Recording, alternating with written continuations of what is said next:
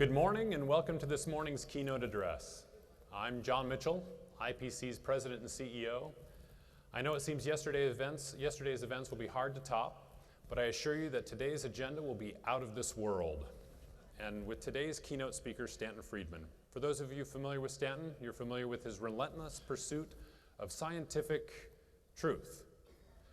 For those of you not, you're in for a treat. Like our industry, Stanton is dedicated to the integration of technology into our world. He served as a nuclear physicist for 14 years, working for companies such as GE, GM, Westinghouse, TRW Systems, Aerojet General Nucleonics, and McDonnell Douglas. He's worked with highly advanced and classified programs such as nuclear aircraft, fission and fusion rockets, and various compact nuclear power plants for space and terrestrial applications. In addition to his ongoing nuclear consultation efforts, Stanton has presented at more than 600 colleges and 100 organizations across the globe. He's published more than 90 UFO papers and has appeared on hundreds of radio and TV programs, including numerous appearances on Larry King. Stanton leverages his incredible background in physics to explore the practical reality of UFOs. Whether you believe or not, Stanton will challenge your perceptions to establish the certainty of interstellar travel while identifying reasons for why Earth has been chosen as a go-to travel destination. Ladies and gentlemen, without further ado, I'd like to introduce nuclear physicist, lecturer, and UFO researcher Stanton Friedman. Thank you.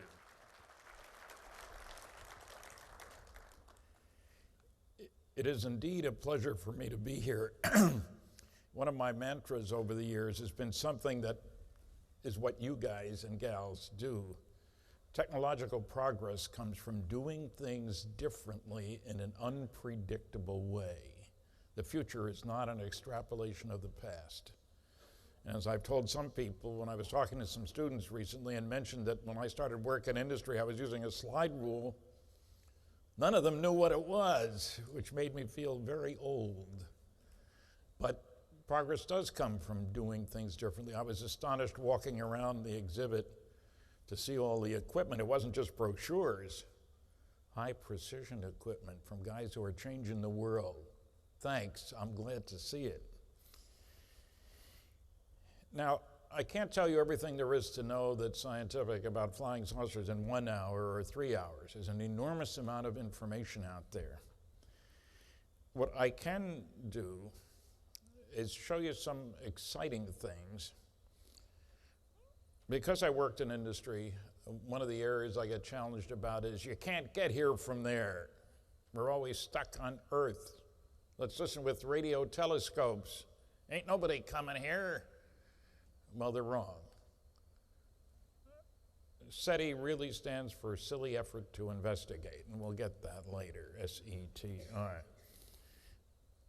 But what I'd like to do, turn on the system, I think. There we go. Okay, that's my book, and I often use that as a title for my lecture. I've got several books out there. But the first question for a scientist about flying saucers is evidence. If you're going to express an opinion, you should have facts in hand before putting mouth in gear. Not a popular viewpoint, you understand, but and what I find consistently is that the nasty, noisy negativists never have the facts in hand. They do their research by proclamation. So I'd like to start with pointing it towards some of the evidence. And I used to check my audiences, and I found that fewer than 2% had read any of the 5 large-scale scientific studies that I talk about. This keeps down the questions, you understand. When a guy has to admit, well, I haven't read any of those things, but come on, I'm waiting for you. The book covers all areas of the problem, and there's a table somewhere in this vast exhibit hall where I've signed the books, and you can get them. There's the cover. Well, let me tell you my conclusions before getting into the data. I'm up front. First conclusion, the evidence is overwhelming that planet Earth is being visited by intelligently controlled extraterrestrial spacecraft. In other words, some, underlined 18 times, some UFOs are of extraterrestrial origin. Most are not. I don't care about them. Second conclusion is that the subject represents a kind of cosmic Watergate, meaning some few people within governments have known for a long time, more than 70 years, that indeed some UFOs are alien spacecraft. I didn't say everybody in government knows. That's not how security works. The third good conclusion is there are no good arguments against the first two conclusions. And the fourth is we're dealing with the biggest story of the millennium. Visits to planet Earth by alien spacecraft, successful cover-up of the best data, bodies, and wreckage. That's a big conclusion. And now it's up to me to prove that to you. Establish beyond a reasonable doubt. How's that? I didn't bring any aliens along. There are people who insist, well, if you can't provide an alien or a saucer, forget it. There are a lot of things we know without providing hands-on evidence, you know. Not all killers provide their DNA, for example. It would be nice if they did, but they don't. Okay. That was largest study ever done, Project Blue Book Special Report number 14. It's what got me really hooked. Way back in the 50s, I ran across this report at the University of California, Berkeley Library after reading 10 books, and none of them had mentioned it. So, you know, out of the blue, where does this come from? And it's chock full of data, more than 200 charts, tables, graphs, and maps, and I was in data heaven. But the guy had put it together. The work was done by somebody you'll recognize, Battelle Memorial Institute, Columbus, Ohio, under contract to the United States Air Force. But the press release didn't mention who did the work, where the work was done, or even the title of the report. If they'd said Special Report number 14, surely some newsman would have said, hey, what happened to 1 through 13? They weren't going to say, oh, those are classified. And looking at the press release, I was astonished to find this statement. This got publicity all over the place. On the basis of this study, we believe that no objects such as those properly described as flying saucers have overflown the United States. I feel certain that even the unknown 3% could have been explained as conventional phenomena or illusions if more complete observational data had been available. That's very straightforward. There's really nothing to this. We just need to work a little harder and we can explain them all. You know, the trouble is I had the report and he lied, flat out lied, the Secretary of the Air Force. Now, I'm working under security, you tiptoe around the truth sometime, but flat out lying is something that really bothered me. What were the real facts? There's a breakdown of 3,201 sightings. The bottom line, unknowns, 21.5%. That's not a round off of 3%. I don't care how bad your statistics are.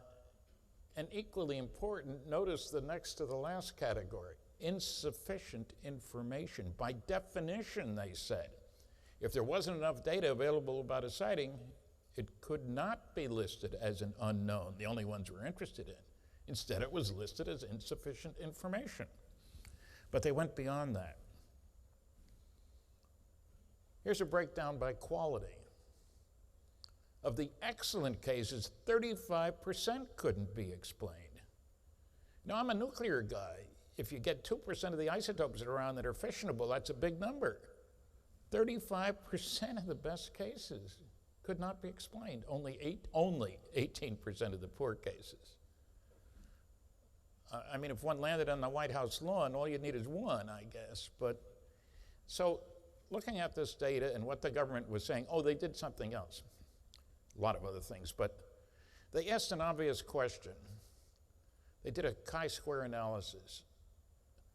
What's the probability that the unknowns are just misknowns? They looked at 6 different observable characteristics. This was all done by scientists working for Battelle, whose connection with the Air Force was classified, incidentally. What's the probability of unknowns or just misknowns? Less than 1%. So don't tell me it's likely that, there's no difference between the groups. There's no comparison between the groups. The better the quality of the sighting, the more likely to be unexplainable. The better the quality of the sighting, the longer the average duration of the sighting. And it's amazing how you won't find this report cited by all the noisy negativists. It's as if it didn't exist. My University of Chicago classmate, Carl Sagan, 3 years we're in the same classes, said that there are interesting sightings that aren't reliable, there are reliable sightings that aren't interesting, but there are no interesting and reliable sightings. No reference given. It's plucked from the air. It's totally untrue. I've told him that when he was alive, of course. I don't know how to go the other direction. Here are two more sources. The UFO evidence, data on 4,000 cases.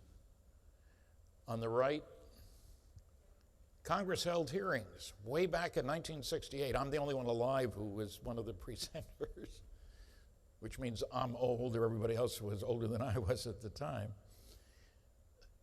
12 scientists presented testimony. Best paper by Dr. James E. McDonald, professor of physics at the University of Arizona. 41 best cases. Multiple witness radar visual sightings. All kinds of good sightings from all over the place. Sightings by astronomers, etc. Nobody seems to know about it. There's the University of Colorado study, the so-called Condon report. It cost us $539,000. And the impression you got from the newspapers all over was there's nothing to flying saucers. The big study just proves that. Well, a special UFO subcommittee of the American Institute of Aeronautics and Astronautics, the world's largest group of space scientists, they looked at the Condon report and they quietly published their findings. They found that 30% of the 117 cases studied in detail could not be explained. And that one could come to the opposite conclusions from Dr. Condon's based on the data in the report. Press didn't cover that. It was in Aeronautics and Astronautics, which has a limited distribution, I think it's fair to say. And I know several people who told me, they got interested because of looking at the Condon report. 965 pages. It's a big old monster. Incidentally, they have a section on government involvement in UFO investigations. No mention of Blue Book Special Report 14, which covered more than 20 times as many cases as they did. And I know they knew about it because I wrote Condon about it and got an acknowledgement of receipt of my letter. Don't bother me with the facts. My mind's made up. Dr. J. Allen Hynek, professor of astronomy, chairman of the department at Northwestern University. He was the Air Force Project Blue Book scientific consultant for 20 years on UFO reports. In his book, he has more than 70 cases that couldn't be explained. And again, you just don't see it referenced by astronomers of all people. I think he's worth listening to. 20 years, he was the Air Force's chief scientific consultant. Now, as I'm sure you've all heard, you can't get here from there. That's one of the myths of the space age, that man is forever limited to our little planet. And of course, a few years ago, you would have been told this is the only planet on which there is a civilization. We're the only solar system. That was a popular view not too many years ago. Now the word is, in our galaxy alone, well over 1 billion planets. Some people say 100 billion. 1 billion's enough for me. And you're wondering what the heck that monster is. Well, as some of you know, when we want high-performance technology, we go nuclear. Ask the Navy.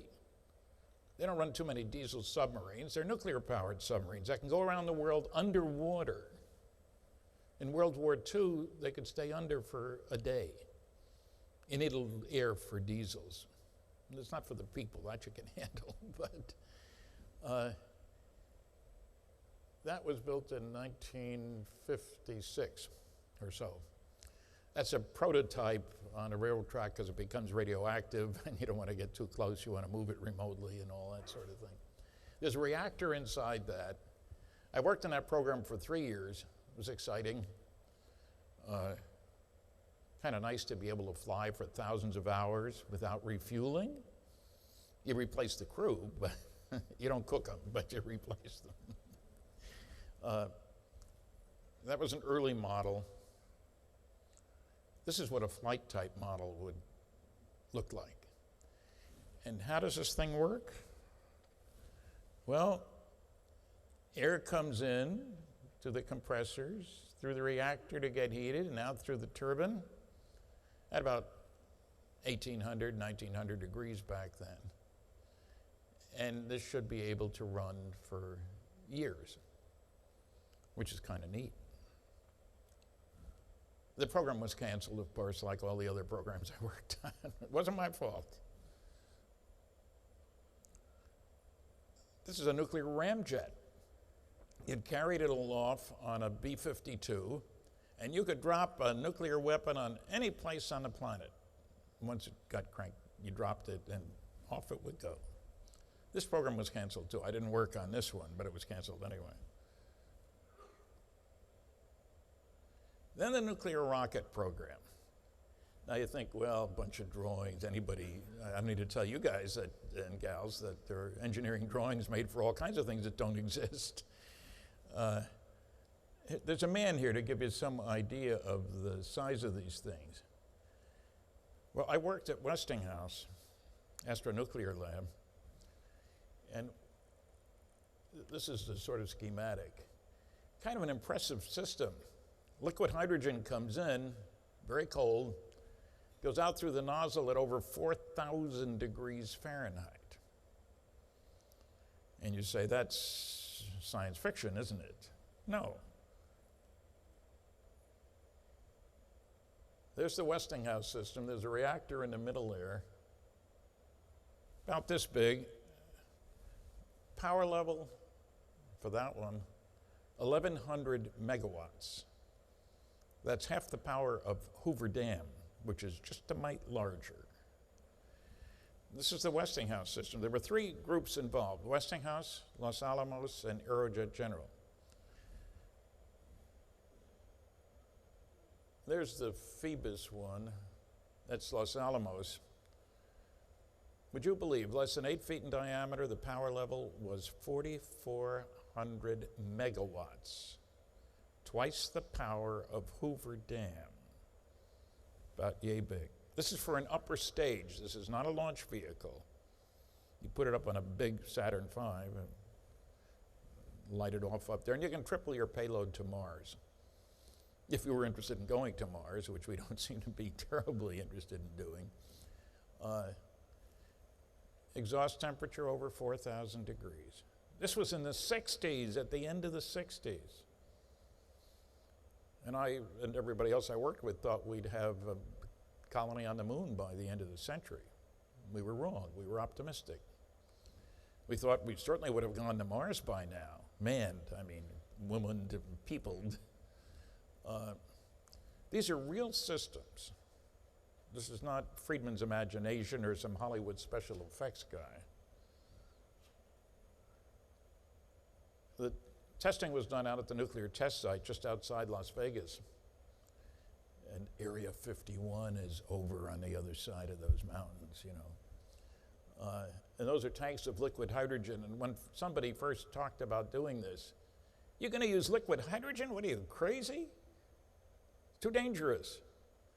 There were many cities that banned gas stations back around the turn of the 19th century. Much too dangerous to have a volatile fuel like gasoline around, you know.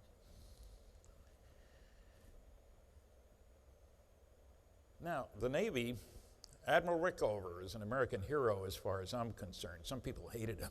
He was a tough guy. But first nuclear submarine in the mid-50s.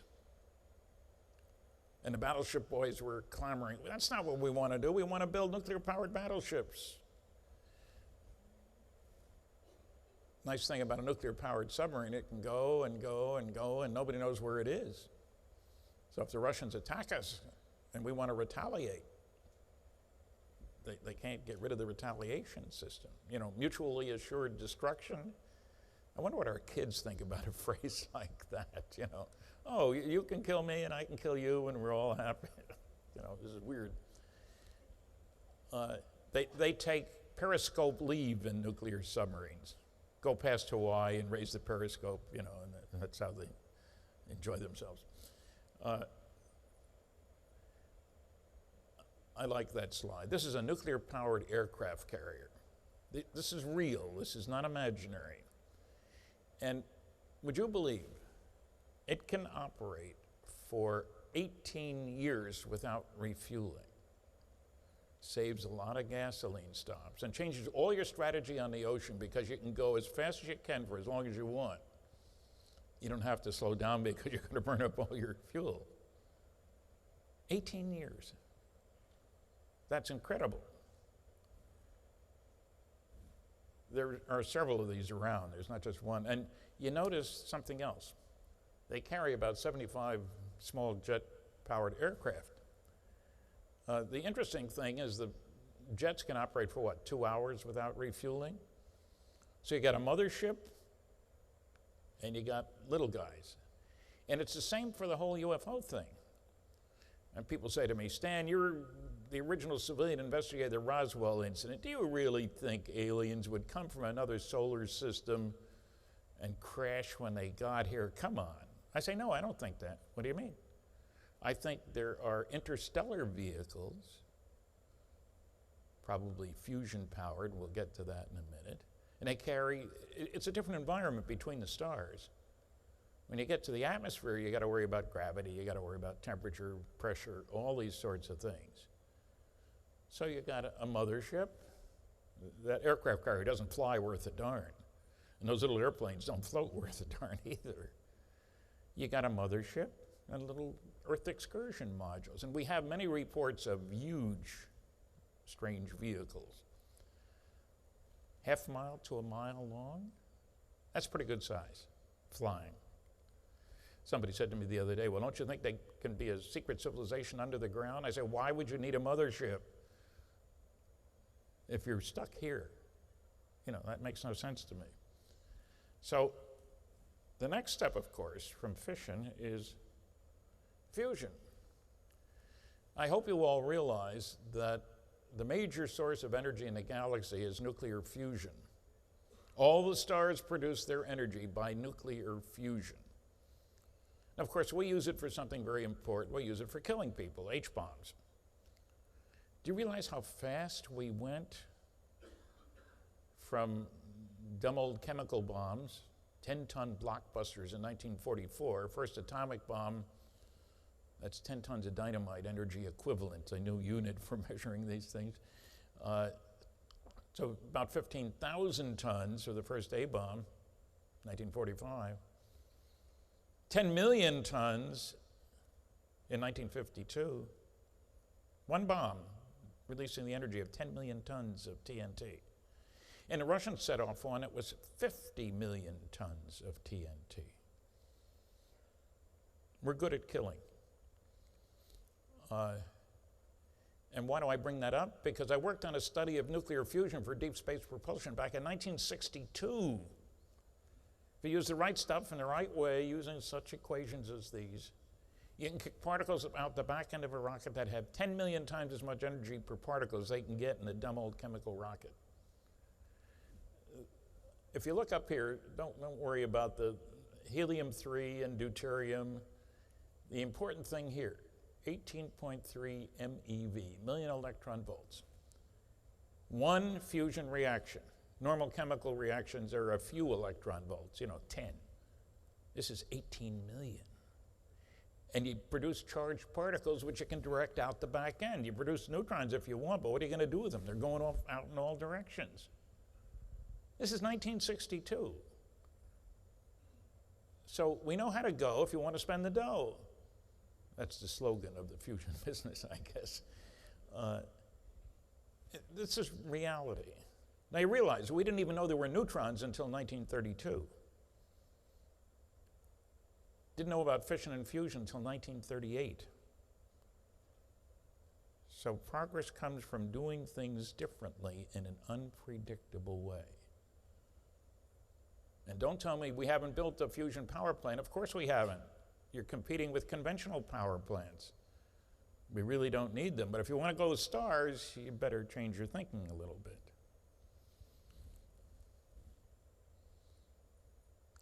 Oh, that's the first H-bomb. The fireball was 3 miles wide. You know what we're really good at on this planet? It's killing. I shocked a group of youngsters by saying, you know, in World War II, we Earthlings, and I'm presuming you're all Earthlings, I don't know that for a fact, but I presume that, we only killed 50 million of our own kind. And they look at me, what are you, crazy? No, we killed 50 million. Some say 60, but I'm very conservative. We destroyed 1,700 cities. And if we don't know history, we're doomed to repeat it. And perhaps you don't know that we've exploded 2,000 nuclear weapons, even though only 2 of them on people, thank goodness. But there's a lot of nasty guys out there. From an alien viewpoint, primitive society, major activities, tribal warfare. I keep being impressed by how true that is. I only said it once, but then realized, hey, that's an accurate representation. Now, a quick rundown on data. Never mind the saucer. Did you see the guys who were driving? Does a nuclear physicist believe in little green men? Well, they aren't green, and they usually are little, but we have many reports. One man alone has collected 4,000 cases in which the saucer is seen on or near the ground. And after it leaves, one finds physical changes, not crop circles. But 1/6 of those cases involve reports of typically small beings associated with the craft. Now, don't ask me what they're doing. They haven't told me. They pick up specimens. I understand a dog has disappeared once. And they pick up plants, and they're checking things out. Maybe they're mining engineers. You're all probably aware that the Earth is the densest planet in the solar system. I don't mean the people. That may be true, too. But that means there are more heavy metals here than any other planet in the solar system. And heavy metals are rare in the universe. You know, osmium, rhenium, nice, crazy stuff like that. Osmium is twice as dense as lead, which means pretty darn heavy. But there are some very special properties to some of these things. And I don't need to tell you people that every once in a while you run across an element that has very special properties. You know what uranium was used for 100 years ago? A yellow coloring agent for kitchen tableware. That's illegal now because it's radioactive and stuff. But the Navy, the nuclear Navy, is dependent on zirconium. I know rare earths are important in your business. And most people don't know what they are. I've never heard of them. Samarium cobalt, the first permanent magnets for ghetto blasters. And I used to use that as an example. Maybe that came from alien technology. We've got a lot of wreckage from Roswell. They sent it out to a lab, and what is it? You don't tell them where it came from. That's how security works. It's a combination of samarium and cobalt. Why would one put those two together? Not your problem. Somebody else, what are the magnetic, electric, thermal properties? Highest magnetic moment of any material I've ever measured, says the prof at the lab. He doesn't know where you got it. Well, I used to use that as an example, and then I used to do a weekly radio show for CBC Radio in Fredericton, New Brunswick, where I live, and reading an article about new and better permanent magnet materials, neodymium iron boron, for example. And at the end of the article, it said the original work on samarium cobalt was done at Wright Air Development Center, Wright-Patterson Air Force Base, and I just laughed out loud. I bet I know where that idea came from. That doesn't tell you how to build a saucer, but it does tell you how to make a better magnetic field in a small package. Another idea, in my book there's a picture of me with my hand on the Apollo 12 command module. And when I was young, everybody thought a high-speed system in the atmosphere had to have a pointy nose, sharp wings, very streamlined. And here I'm standing next to the Apollo command module, which comes in at 25,000 miles an hour, and it's a round, blunt body, just like a flying saucer, not like a high-speed aircraft. I wonder where that idea came from. At Wright-Patterson, they ran wind tunnel tests, 1947, on round, blunt vehicles. Somebody probably said, why don't we try what these guys are using? You know. There's a typical physical trace case. This was in Delphos, Kansas. I had samples tested, higher level of soluble materials, nothing would grow there. There are thousands of cases like this. And it's still, after you read your first 200, all over the world. And I get people telling me, Stan, how come there haven't been any sightings lately? How do you know that? Well, I haven't seen anything in the paper. Well, the Mutual UFO Network gets over 700 cases a month. Oh. And most people don't report their sightings instantly. I've checked hundreds of audiences. 10% at the end of my lecture say that they've seen one. How many of you reported it? 90% of the hands go down. So you've got a limited data set because people are fearful of ridicule. And you're all not going to get laughed at when you say you heard a lecture on flying saucers, I hope. Anyway. Delphos, Kansas. How do you like that sophisticated soil retention device there? I had somebody say he couldn't believe anything else I said because I used a paper plate. Ring soil on the right, normal soil on the left, obviously different. I told him that at the University of Chicago when I was there was a Nobel Prize winning physics experiment, and they used an empty coffee can to hold up a vital piece of equipment. If they can use a coffee can, I can use a darn old paper plate. Now, we have many cases of abductions, and some people go crazy when I say that, but this is the most famous case, Betty and Barney Hill. The dog is not an alien, it's a perfectly normal dog. Took place in New Hampshire in 1961. They lost 2 hours, they're driving along, spotted this thing, it came closer, they get out of the car, Barney got out of the car. And then things kind of fade away, and they got home 2 hours later than they should have gotten home. And they developed physical symptoms. Now, Betty was a social worker. Barney worked for the post office, very active in civil rights at Pease Air Force Base. They lived in Portsmouth, New Hampshire. And finally, Barney was getting treated. He had an ulcer that was going crazy. And the doctor says, Barney, I can't do anything more for you. I think you ought to see a psychiatrist, because it was thought that ulcers are triggered by stress and so forth. Wound up going to Dr. Benjamin Simon. Now, Dr. Simon knew nothing about flying saucers, but he was a world-class expert on what we today call PTSD, post-traumatic stress disorder. He ran a hospital, had 3,000 beds for World War II veterans. They called it shell shock then, same thing. And he developed the techniques. He starred in the Army movie, Let There Be Light, showing how he restored, you know, your buddy's head gets blown off next to you in battle. It's a little hard to integrate into going on into the future. So he used medical hypnosis separately with the two of them, 10 sessions each. Had to stop one each because the emotional stress was obviously great. And under hypnosis, they relived the crazy experience of that craft having landed, of them being taken on board against their will, being treated as specimens in separate rooms, put back out, told they wouldn't remember what happened, and didn't until this sophisticated work by Dr. Simon. They were very lucky to wind up with him. This is not parlor hypnosis. And a book came out. My colleague Betty's niece and I have updated that book from 1966 to less than 10 years ago. And one of the exciting things is that Betty, under hypnosis, described how Betty was feisty. She'd ask anybody anything. She says, I know you're not from around here. Where are you from? So he shows her a model, some physical device with points of light for stars and lines between trade routes and so forth, and the base stars. And, you know, this sounds crazy as can be. This is under hypnosis. And Dr. Simon asks her if she can remember what it looks like. Yes.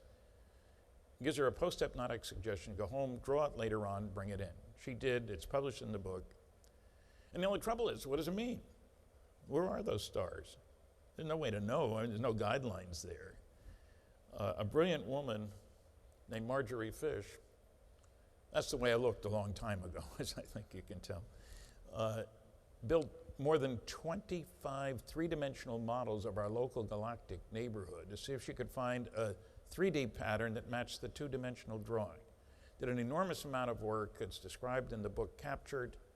I was the first to publish it in an old, there was a magazine published that isn't published anymore, way back in the 70s.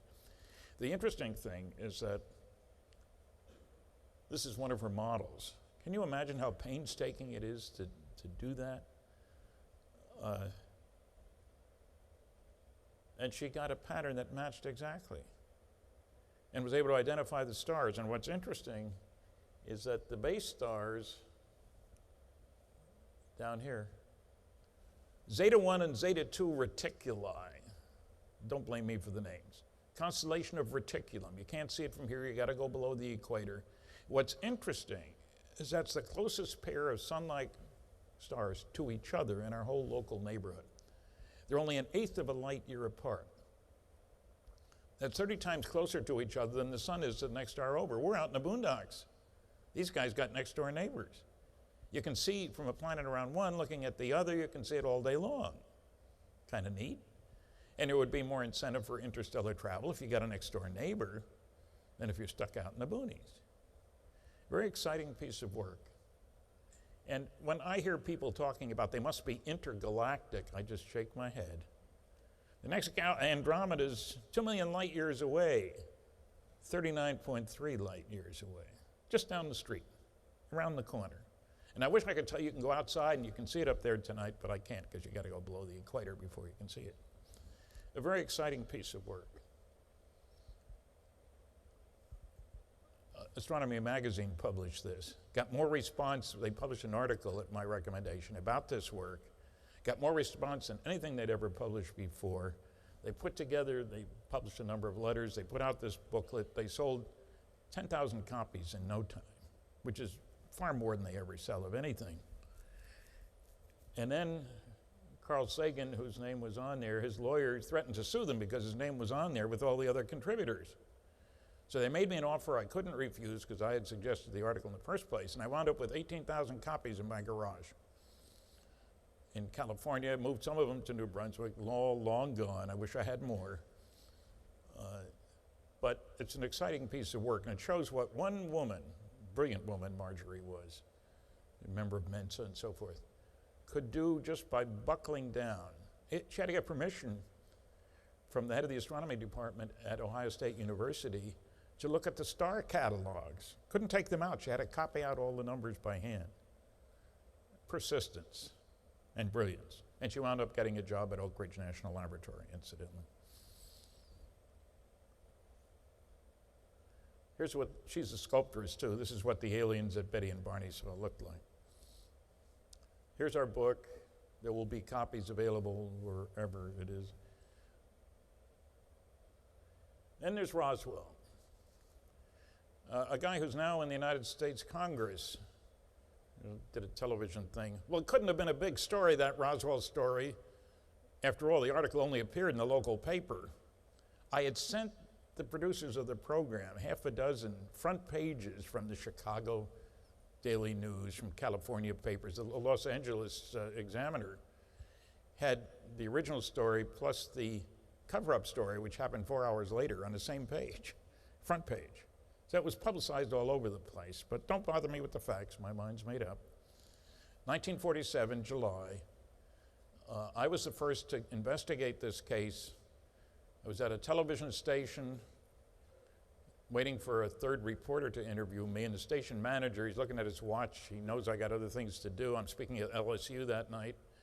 Out of the blue, he says, the guy you ought to talk to is Jesse Marcel. Brilliant investigator that I am. I said, who's he? Oh, he handled records from one of those saucers you're interested in when he was in the military. What? Where did that come from? He wasn't joking. There was nobody else around. They're old ham radio buddies. You ought to call him. Lives in Homa. I didn't know where Homa was. I've been there since to talk to Jesse, but that got me rolling, and I've been working on it ever since. But there's an enormous mythology. Don't bother me with the facts. My mind's made up. That's the Roswell Daily Record. And somebody insisted to me, RAAF, that it says in the headline. That's Royal Australian Air Force, Stan. What are you talking about? No, it's Roswell Army Airfield. People get set in their ways, I guess. The yellow part here is White Sands Missile Range. And Roswell is 200 miles from Albuquerque, 200 miles from Amarillo, 200 miles from El Paso. It's in the middle of nowhere. They get thousands of visitors every July. I'll be there again for their festival. Enormous interest from all over the world in what happened at Roswell. I was the first to talk to the base intelligence officer, Jesse Marcel. And I should point out that the 509th, which was the group based there, was the most elite military group in the entire world. They dropped the atomic bombs on Japan, and 2 more the next year in Operation Crossroads. It wasn't a bunch of GIs with nothing better to do than to make up stories. That was the front line, ready to retaliate in a nuclear battle. B-36, the runway's 13,000 feet long down there. I wish we had a saucer. You don't need a runway, but it's an involved story. There's an enormous amount of evidence. There's Jesse Marcel. And they started the cover-up right away. They replaced the wreckage that he brought from Roswell to Fort Worth. He shows up, let's put that over here. And they brought out radar reflector weather balloon combination. There are 4 stories that have been told. First, it's a flying saucer. The first big sighting was June 24th, 47. This is the first week of July, 1947. Flying saucer captured on ranch in New Mexico. Oh, sorry, it was just a radar reflector weather balloon. Then it was a super secret mogul balloon, which is a train of, tied by twine, 20 standard conventional weather balloons with some instrumentation. The idea was you keep them at a constant altitude and you could listen to it for a Russian atomic bomb. We underestimated the Russians just a little bit. When the head of the Manhattan Project was asked in 1948, how long would it take before the Russians can build a bomb? Well, they were hurt by the war, were more advanced, blah, blah, blah. At least 8 years. 1 more year. Came as quite a shock to the American people. And they had a means for delivering it, which was part of the story. We left a B-29 there. They copied it, made a bunch of them. Chinese copy of an American engine built in Russia. I mean, that's the way it was. There's Jesse Marcel with this phony baloney wreckage. That's General Roger Ramey on the left, Colonel Dubose on the right. I managed to track down Colonel Dubose. Ramey was dead. Ramey is holding this in his hand. Somebody got very clever, and you guys can probably all do it, you guys and gals, but part of this little message he's got in his hand says, victims of the wreck. Now, everybody knows weather balloons have victims of a wreck. You know, they got away with it. There's retired General Dubose. He took the call from General Ramey's boss. He told me this standing just a few feet away. General McMullen. I want you to get the press off our back. I don't care how you do it. Send some of that wreckage up here to Washington today with one of your Colonel Couriers, and I don't want you ever to talk about it again. That's an order. Do I need to put it in writing? No, sir. When a 2-star general tells a colonel what to do, he does it, especially right after the war. Fascinating part of history.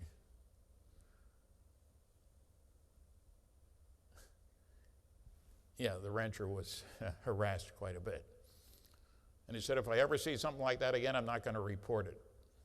It's a long, involved story, worth looking into. Oh, the Air Force put out its fourth explanation. This is my favorite. Those stories about bodies, crash test dummies, that's what they were. What they didn't tell you, there's the picture that was in that report.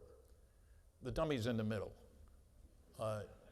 I talked to Colonel Madsen on the right side. He was in charge of that program. I met with him in person. He wasn't hard to find. And he made a couple of points. One, none were dropped until 6 years after Roswell, so we've got time travel for crash test dummies, I guess. And if you look, the dummies, because they were looking at ejection seats from high-flying jets, you don't put a pilot in until you're sure it works. It's a good idea. And the dummies had to be 6 feet tall and 175 pounds. And you notice the uniform. Why the uniform? Because it affects the drag and the heating. How soon should you open the parachute if you eject from an aircraft at 40,000 feet? Too soon, you might freeze to death before you get down. New York Times bought it. Why shouldn't everybody else?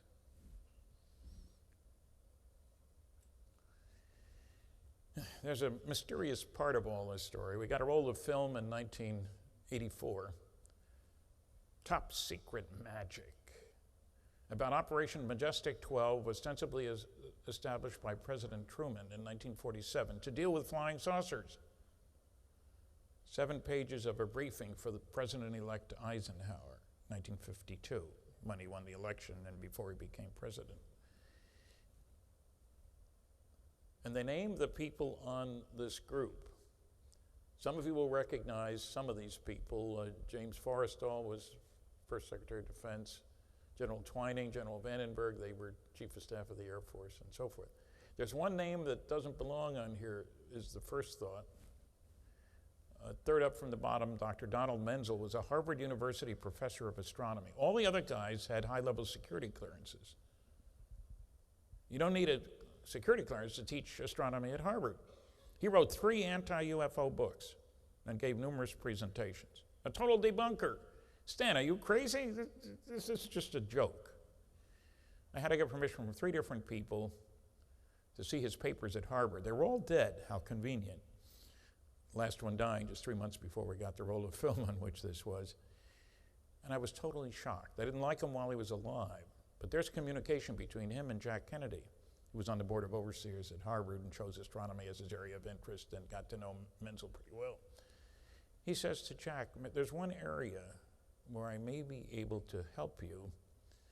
I had a longer continuous association with the National Security Agency and its Navy predecessor of anybody in the country. 30 years. What? And what I found was that there were hearings trying to take away his Air Force security clearance, loyalty hearings. He fought, he won. I talked to his lawyer. He told me there's 1,000 pages at Harvard. That's why I went there after getting permission from 3 different people. Turns out he was a world-class cryptographer, cryptologist, if you will.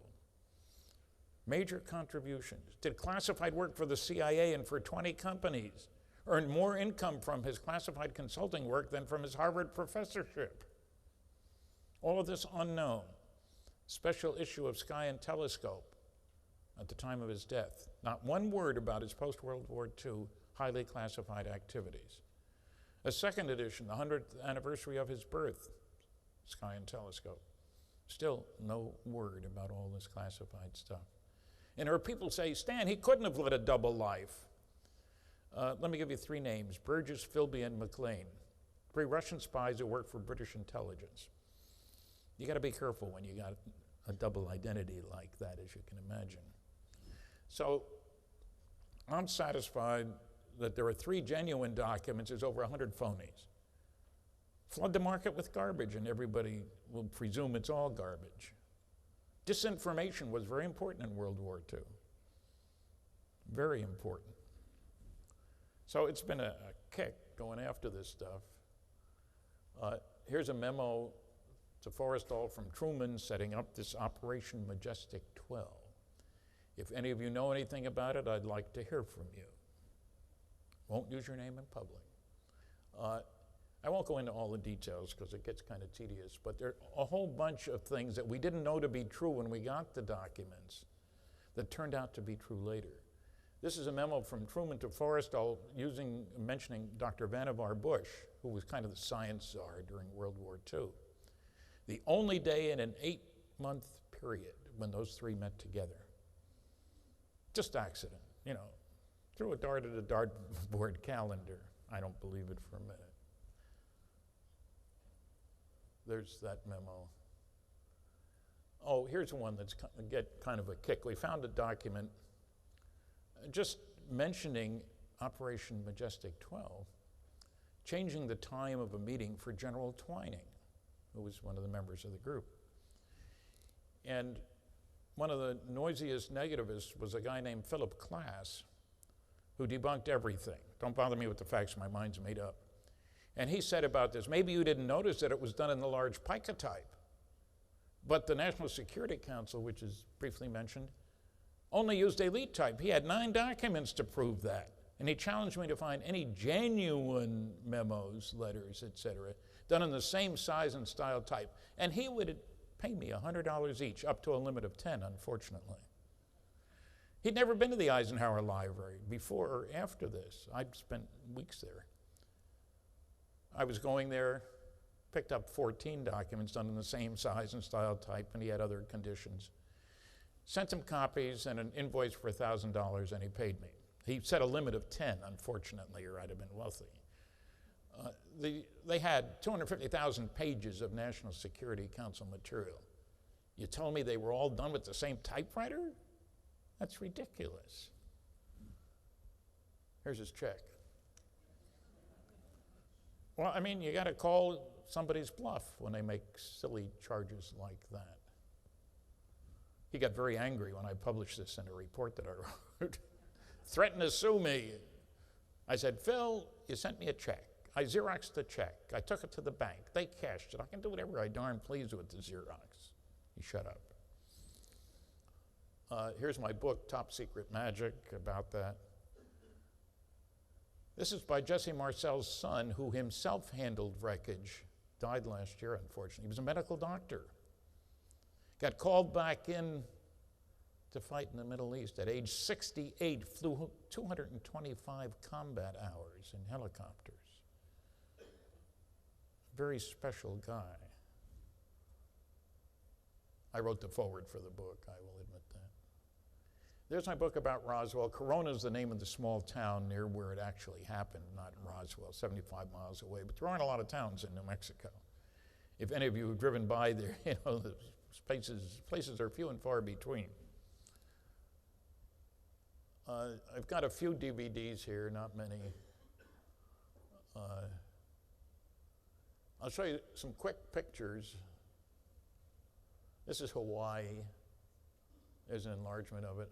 I think that might be an ionized air plasma using a magneto-aerodynamic propulsion system, but that's another story.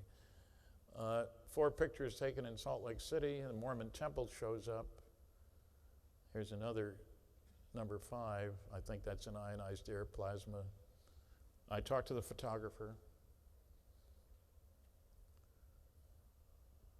That's the smaller one. Santa Ana, California.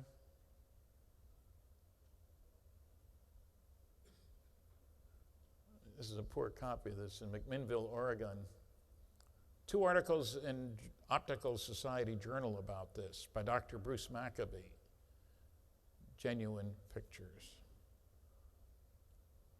Off the coast of Brazil, a bunch of people on the ship as part of the International Geophysical Year. They see this object coming in from the right, makes a sharp turn, zips off. The official Brazilian Navy photographer took a bunch of pictures. They were eventually released to the public by the president of Brazil, Juscelino Kubitschek, not by some PR guy.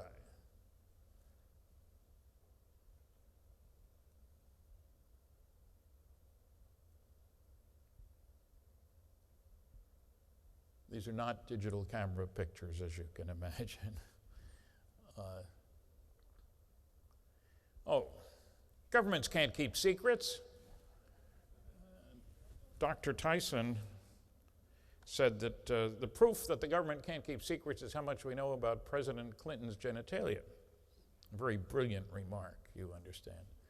This is a typical CIA top secret Umbra UFO document. You can read, I think on this one, 8 words. I love this page. Deny in total. They couldn't find 8 words to declassify. This is from the infamous NSA. I've got 156 pages that look very much like this. One sentence you can read, everything else whited out.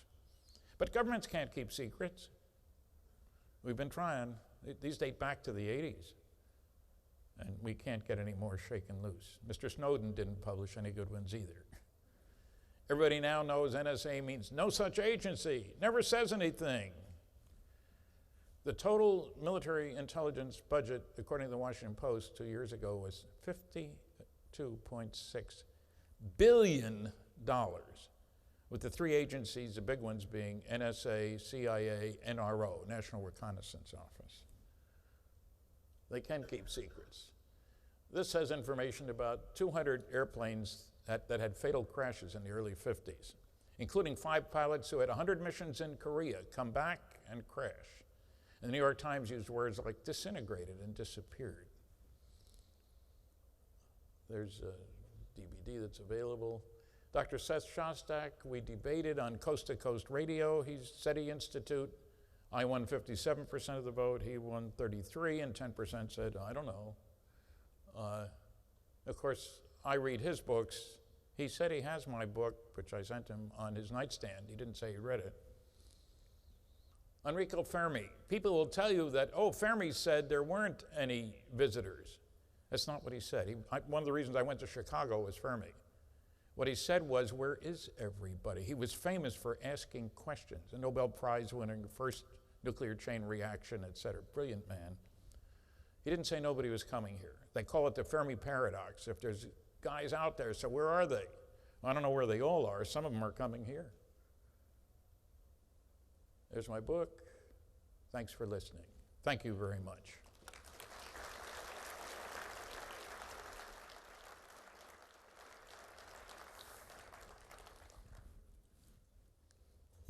Thank you, Stan. Maybe we have just time for maybe 2 questions, just quickly. I know we're running a little bit over.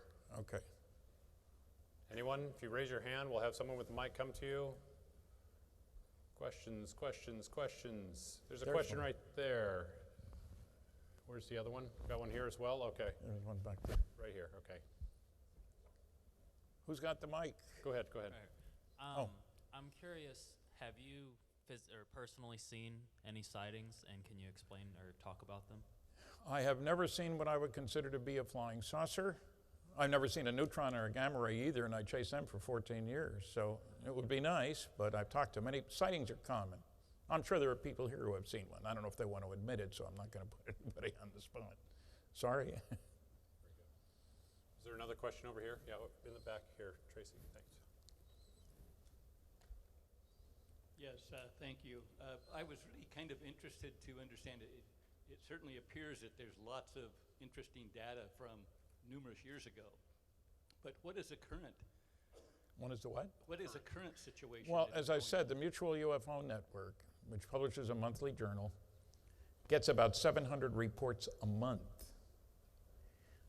Investigators all over the world, mostly in the United States.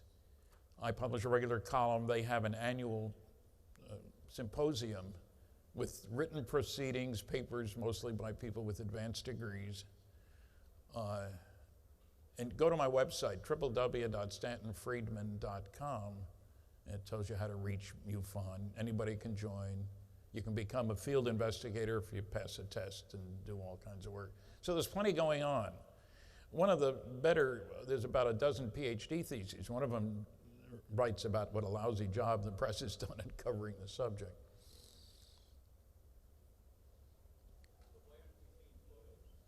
Say that again? Why aren't we seeing photos? They're not publishing them. What can I tell you? Although, maybe I shouldn't say it, but digital cameras aren't the best scientific tools. Much better resolution in some of those slides I showed than you get with most digital cameras. So it's going on all the time. Any press people here? Why aren't you guys doing your job? I very much enjoyed your presentation. Thank you very much. 700 a month, quick math, 8,400 a year sightings. It does seem a little weird that there's no physical evidence. Well, wait a minute. When you say there's no physical evidence, you mean nobody has put on display an alien or pieces of the wreckage and so forth. We're dealing with a cosmic Watergate.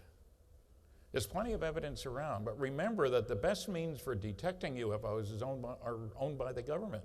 Radar. Not most of us don't have our own radar installation. So evidence is one of those strange words.